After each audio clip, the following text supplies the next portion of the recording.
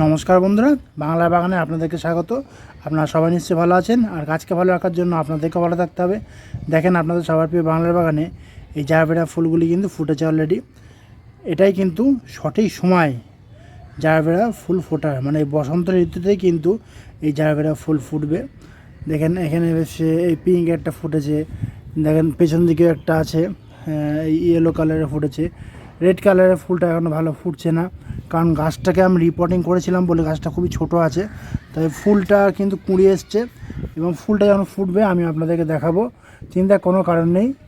আর কালারটা দেখেন দুর্দান্ত কিন্তু এসছে, পুরো ডিপ ইয়েলো কালার, দেখেছেন, দেখতে কিন্তু খুব সুন্দর লাগে। আর এইটাই কিন্তু সঠিক সময় এই জারবেরা ফুল ফোটার। তো আপনাদের বাগানেও নিশ্চয়ই এই জারবেরা ফুল ফুটেছে বা ফুটতে শুরু করে দিয়েছে।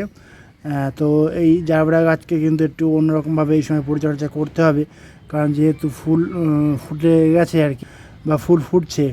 তো এই জারবেরা গাছকে এই ফুল ফোটারত অবস্থায় কীভাবে পরিচর্যা করবেন না করবেন, আমি সে বিষয় নিয়েও আপনাদের সঙ্গে আলোচনা করব আর একটা ভিডিওতে।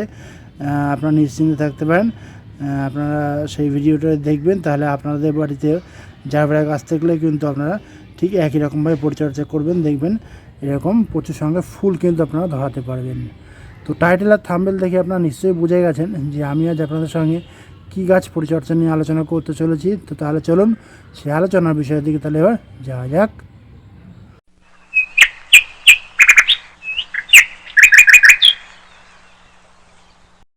তো দেখুন, গাছটিকে দেখে আপনারা নিশ্চয়ই চিনতে পেরেছেন যে এটি কী ফুল গাছ। হ্যাঁ, এটি হলো হাজারি গোলাপ বা মিনিয়েচার রোজ। দেখেন বেশ ভালোই কিন্তু ফুল ফুটেছে। দেখেন এখানে 3-4টি ফুল ফুটেছে, আবার এখানেও দেখেন এক থোকাতে 3টে ফুল ফুটেছে, আরও কয়েকটা কুঁড়ি এসছে। এই গাছে ফুল ফুটে পুরো এরকম ঝাঁক ঝাঁক ফুল ফুটে। আমরা যে ইংলিশ গোলাপ গাছ করি সেরকম কিন্তু 2-1টি ফুল ফোটে না, একসঙ্গে কিন্তু অনেকগুলো ফুল ফোটেছে। এই জন্য কিন্তু এই গাছের নাম হচ্ছে হাজারি গোলাপ। তো যেহেতু ওই গাছটি ছোটোরত অবস্থায় আছে, বসিয়েছি প্রথম অবস্থাতে আর কি, এরপরে এই গাছটাকে ধীরে ধীরে বড় করবো আশা করি, এবং প্রচুর সংখ্যক ফুল কিন্তু আমি ধরাতে পারবো। তো যারা যারা হাজারি গোলাপ গাছ বসিয়েছেন, তারা কিভাবে এই গোলাপ গাছকে আপনারা পরিচর্যা করবেন, খুব দ্রুত বড় করতে পারবেন, খুব দ্রুত ঝাঁকড়া করতে পারবেন এবং প্রচুর সংখ্যক ফুলও ধরাতে পারবেন আপনারা। তো আমি সেই নিয়ে কিন্তু আজকে আমি আলোচনা করতে চলেছি। আপনারা ভিডিওটিকে স্কিপ করবেন না, মনোযোগ সহকারে দেখবেন সম্পূর্ণ ভিডিওটি, তাহলে আপনারা খুব সহজে শিখে যাবেন এই হাজারি গোলাপ গাছকে আর কীভাবে খুব দ্রুত আর কি ঝাঁকড়া করা যায় এবং প্রচুর সংখ্যায় ফুল ধরানো যায়। প্রথমে আমি বলবো, এই গাছ কিন্তু ঝুরঝুরে হালকা দোআঁশ মাটি কিন্তু পছন্দ করে, কারণ এই গাছ কিন্তু এঁটেল মাটিতে বা অন্যান্য কোনো হালকা মাটিতে কিন্তু দিলে কিন্তু হবে না। আপনারা বেলে মাটিতে বসালেও বসাতে পারেন চাইলে, অসুবিধা নেই, একই রকম ফুল পাবেন। গাছটাকে খুব দ্রুত ঝাঁকড়া করতে পারবেন। তবে আমি বলবো হালকা বেলে দোআঁশ বা হালকা দোআঁশ মাটিতে বসালে সব থেকে ভালো হয় এই গাছ, কারণ এই গাছে কিন্তু শিকড়ে বৃদ্ধি তাহলে খুব দ্রুত হয় এবং গাছও দ্রুত বৃদ্ধি পায়। তো আপনারা হালকা দোআঁশ বা হালকা বেলে দোআঁশ মাটি তৈরি করে নিয়ে কিন্তু এই গাছ রোপণ করবেন। আর নার্সারি থেকে আনার পর মিনিমাম 10 থেকে 15 দিন আপনারা এই গাছ রেখে দেন আপনাদের বাড়িতে, যাতে আপনাদের বাড়ির ওয়েদারের সঙ্গে এই গাছ খুব দ্রুত খাপ খাইয়ে নিতে পারে। তার ফলেই কিন্তু গাছটা খুব ভালোভাবে দ্রুত বৃদ্ধি পাবে, কারণ নার্সারিতে একরকম ওয়েদার থাকে এবং বাড়িতে ওয়েদার একরকম থাকে। আপনারা যদি বাড়িতে নিয়ে এসে হঠাৎই এই গাছটা বসিয়ে দেন, তাহলে কিন্তু গাছটা একটু ড্যামেজ হয়ে যেতে পারে এবং গাছটা একটা আঘাত পেতে পারে যাকে বলা হয়। তো বাড়িতে এনেই কিন্তু আপনারা এই গোলাপ গাছগুলিকে রোপণ করবেন না, সঙ্গে সঙ্গে মিনিমাম 10 থেকে 12 দিন বা 15 দিন মতো রেখে দেবেন। তারপরে কিন্তু আপনারা এই গাছগুলিকে রোপণ করবেন খুব সহজে, এবং দেখবেন প্রচুর সংখ্যায় কিন্তু এরকম ফুল ধরাতে পারবেন এবং গাছটি দ্রুত কিন্তু বৃদ্ধি নেবে। এরপরে বলি, এই গাছ কিন্তু যে কোনো টবে কিন্তু ভালো হয় না। ওই যে আপনারা যেরকম ইংলিশ গোলাপগুলো গ্লাস টবে বসান, বা গ্লাস টবের মধ্যে দেখতে বড় যে টবে বসান, 8 ইঞ্চি টব বা 10 ইঞ্চি টবে বসান, সেরকম টবে কিন্তু এই গাছ খুব একটা ভালো হবে না। আপনারা করবেন কি, এরকম ছড়ানো কোনো টব, অনেকটা পিটুনিয়া গাছ আমরা যেরকম বসাই যেরকম ছড়ানো টবে, সেরকম কিন্তু ছড়ানো টবে কিন্তু এই গাছ বসাবেন।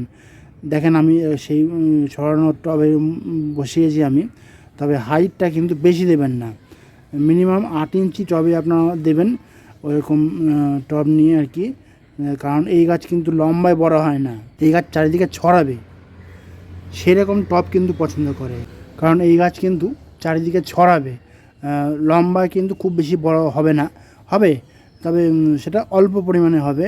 ইংলিশ রোজ যেরকম লম্বা লম্বা গাছগুলি হয়, কিন্তু এই গাছ চারিদিকে ছড়াবে, সেই জন্য বলছি চারিদিকে ছড়াবে বলে আপনারা এরকম ছড়ানো টব আপনারা দেবেন, তাহলে দেখবেন গাছটি খুব দ্রুত চারিদিকে বৃদ্ধি পাবে এবং প্রচুর সংখ্যায় কিন্তু আপনারা ফুলও ধরাতে পারবেন। কারণ চারিদিকে বৃদ্ধি পেলে নতুন নতুন ব্রাঞ্চ বার হবে এবং নতুন নতুন ব্রাঞ্চ বার হওয়া মানে প্রচুর সংখ্যক ফুলও কিন্তু আপনারা পাবেন।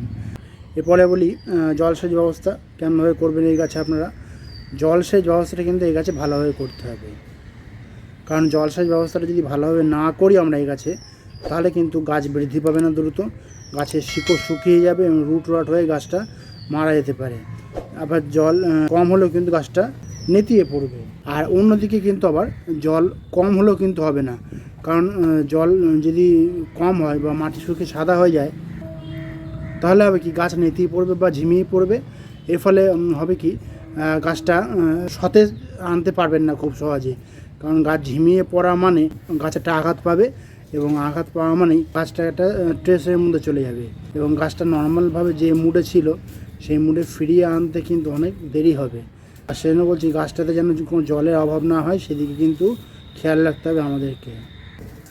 এরপরে বলি সূর্যালোক। এই গাছ কিন্তু সূর্যালোক খুব ভালো পছন্দ করে, সেই জন্য যেখানে সকাল থেকে বিকাল পর্যন্ত টানা সূর্যালোকটা পায় সেখানে কিন্তু এই গাছ রাখতে হবে। ওই 2-3 ঘন্টা সূর্যালোক পেলে কিন্তু এই গাছ মানে সহজে মানে বৃদ্ধি পাবে না এবং গাছ তার কাজও কিন্তু পরিপূর্ণ করতে পারবে না। সেই জন্য বলছি সকাল থেকে বিকাল পর্যন্ত টানা রোদ পায় সেরকম জায়গায় আপনারা রাখবেন, তাহলে হবে কি গাছটা দেখুন ভালো বৃদ্ধি পাবে এবং সমস্ত রকমের পুষ্টিমূল্য কিন্তু সূর্যালোক থেকেই কিন্তু গাছটা সংগ্রহ করবে এবং গাছটা সালোক সংশ্লেষ করতে পারবে খুব ভালো। এবং সালোক সংশ্লেষ করতে পারা মানেই গাছটা খুব দ্রুত বৃদ্ধি পাবে এবং গাছে পাতা থাকবে দেখবেন এরকম সবুজ, ওই গাছের পাতা এরকম সাদা সাদা হবে না। তো এরকম সূর্যালোকে কিন্তু রাখবেন আপনারা। এরপরে বলি খাবার। এই গাছ যেহেতু এখন ছোটো আছে, বিশেষ কোনো খাবার কিন্তু এখন দেবেন না। এখন মিনিমাম 1 মাস মতো এই গাছে কিন্তু আপনারা রুট ট্রিটমেন্ট করে যাবেন এবং গাছ যেহেতু বৃদ্ধি পায়, প্রচুর ডালপালা ছাড়ে, সেই জন্য আরেকটা খাবার আমি বলছি আপনাদেরকে, সেই খাবারটাও কিন্তু আপনারা প্রয়োগ করে যাবেন। 1 মাস বয়স হয়ে গেলে তারপর থেকে কিন্তু গাছটাকে আমরা খাবার প্রয়োগ করব। এখন আপনারা করবেন কি, হিউমিক অ্যাসিড 1 লিটার জলে মোটামুটি আপনারা 2 থেকে 3 ml মতো ভালোভাবে মিশিয়ে নেবেন। মিশিয়ে নিয়ে টবের মাটিতে চারিদিকে দিয়ে দেবেন।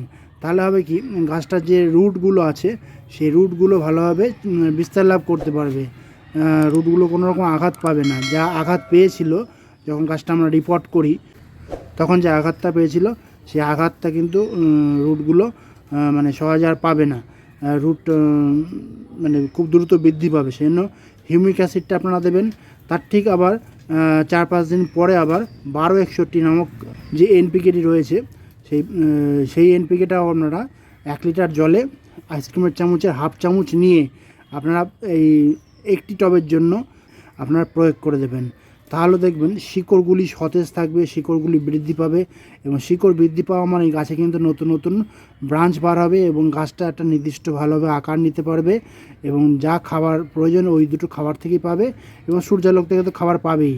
সেজন্য বলছি এখন কিন্তু 1 মাস কোনো রকমের খাবার কিন্তু দেওয়া যাবে না। আর মাঝে মধ্যে করবেন কি, ম্যাগনেসিয়াম সালফেট, এই ম্যাগনেসিয়াম সালফেটটা আপনারা 1 লিটার জলে আইসক্রিমের চামচের 1/2 চামচ নিয়ে আপনারা ভালোভাবে গুলে নিয়ে টবের মাটিতে দিয়ে দেবেন। আর যদি এক্সট্রা থাকে তাহলে গাছের পাতার উপরে স্প্রে করে দেবেন। তাহলে দেখবেন গাছের পাতা কিন্তু এরকম সবুজ থাকবে, কোনো হলুদ পাতা খুব সহজে হবে না। এই 3টে খাবার আপনারা এই ফার্স্ট স্টেজে প্রয়োগ করে যান রুটিন ওয়াইজ। প্রথম দিন দিলেন আপনারা হিউমিক অ্যাসিড, তার ঠিক আবার 4-5 দিন পরে আপনারা দিলেন 1261 আবার ঠিক 4-5 দিন পরে আপনারা দেবেন MgSO4 মানে ম্যাগনেসিয়াম সালফেট। এতেই কিন্তু এই গাছ খুব দ্রুত ঝাঁকড়া হয়ে উঠবে, শিকড়ের বৃদ্ধি হবে খুব দ্রুত এবং গাছও বৃদ্ধি পাবে খুব দ্রুত, নতুন নতুন ব্রাঞ্চ ছাড়তে পারবে খুব সহজেই। এই 3টে খাবারই ফার্স্ট স্টেজে আপনারা দেন। এরপরে সেকেন্ড স্টেপে কী কী খাবার দেবেন, কীভাবে পরিচর্যা করবেন, আমি সেটা নিয়েও আপনাদের সঙ্গে একটা ভিডিও শেয়ার করব, কোনো রকমের অসুবিধা হবে না। এর পাশাপাশি আপনারা করবেন কি, যেহেতু ছোটো গাছ সেহেতু আপনারা কীটনাশক কিন্তু এই গাছে প্রয়োগ করে যাবেন ঘুরিয়ে ফিরিয়ে। আপনারা প্রথম দিন দিলেন কনফিডার, আবার নেক্সট দিনকে দিলেন কাকা। এই দুটো কীটনাশক কিন্তু আপনারা ঘুরিয়ে ফিরিয়ে কিন্তু ইউজ করে যাবেন সার্কেল ওয়াইজ 15 দিন অন্তর অন্তর। 1 লিটার জলে 2 ml ভালোভাবে নিয়ে আপনারা সম্পূর্ণ গাছটিকে পুরো স্নান করিয়ে দেবেন। তাহলে দেখবেন এই গাছে কিন্তু কোনো রকমের কীটপতঙ্গের আক্রমণ কিন্তু হবে না খুব সহজে। গাছ থাকবে এবং সুস্থ এবং সুন্দরভাবে গাছ কিন্তু বেড়ে উঠবে। তো আমি যেভাবে আপনাদেরকে বললাম এই হাজারি গোলাপ একদম ফার্স্ট স্টেপে নিয়ে এসে আপনারা কীভাবে পরিচর্যা করবেন না করবেন, আপনারা কিন্তু ঠিক সেইভাবেই পরিচর্যা করতে থাকুন। দেখবেন এই হাজারি গোলাপ গাছ পুরো ঝাঁকড়া হয়ে উঠবে এবং টব ভর্তি করে, মানে গাছের কোনো ব্রাঞ্চ কিন্তু বাদ যাবে না ফুল ধরতে বা কুঁড়ি আসতে। তো বন্ধুরা আজ এই পর্যন্তই। আর যদি কোনো কমেন্ট থাকে তাহলে কিন্তু বাংলার বাগানকে জানাতে ভুলবেন না, কারণ বাংলার বাগান সবসময় আপনাদের পাশে ছিল, আছেন, থাকবে। আর আমার এই ভিডিওটি যদি আপনাদের ভালো লাগে তবে লাইক করবেন, গাছপ্রেমী বন্ধুদের মধ্যে শেয়ার করবেন এবং আমার চ্যানেলটিকে সাবস্ক্রাইব করে বেল আইকনটিকে প্রেস করে অল নোটিফিকেশনটিকে প্রেস করে রাখবেন, যাতে নিত্য নতুন ভিডিওগুলি আপনাদের কাছে খুব সহজেই পৌঁছে যেতে পারে।